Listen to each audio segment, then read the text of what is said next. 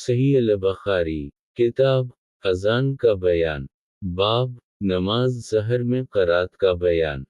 حدیث نمبر 758 ترجمہ ابو النعمان ابو عنا عبد الملک بن عمیر جابر بن سمرہ رضی اللہ عنہ روایت کرتے ہیں کہ سعد رضی اللہ عنہ نے عمر سے بجواب اپنی شکایت کے کہا کہ میں کوفہ والوں کو عشاء کی دونوں نمازیں رسول اللہ صلی اللہ علیہ وسلم کی نماز کے مثل پڑھاتا تھا، ان میں کسی قسم کا کوئی نقصان نہ کرتا تھا۔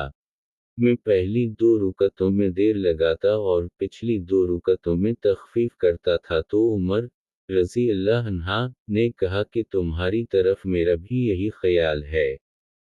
صحیح البخاری کتاب اذان کا بیان، باب نماز ظہر میں قرات کا بیان۔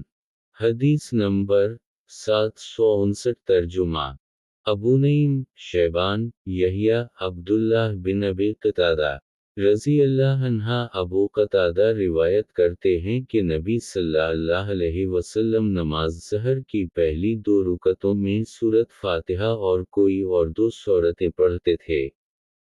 پہلی رکعت میں بڑی سورت پڑھتے تھے اور نماز صبح کی پہلی رکعت میں بھی بڑی سورت پڑھتے تھے اور دوسری رکعت میں اس سے چھوٹی سورت پڑھتے تھے۔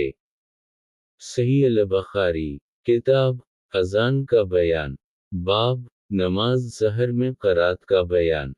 حدیث نمبر 760 ترجمہ عمر بن حفص بن گیس امی شمارہ ابو معمر روایت کرتے ہیں کہ ہم نے خباب سے پوچھا کہ کیا نبی صلی اللہ علیہ وسلم ظہر اور عصر کی نماز میں قرآن پڑھتے تھے؟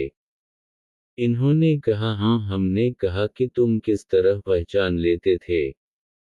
وہ بولے کہ آپ صلی اللہ علیہ وسلم کی داڑھی کی جنبش کی وجہ سے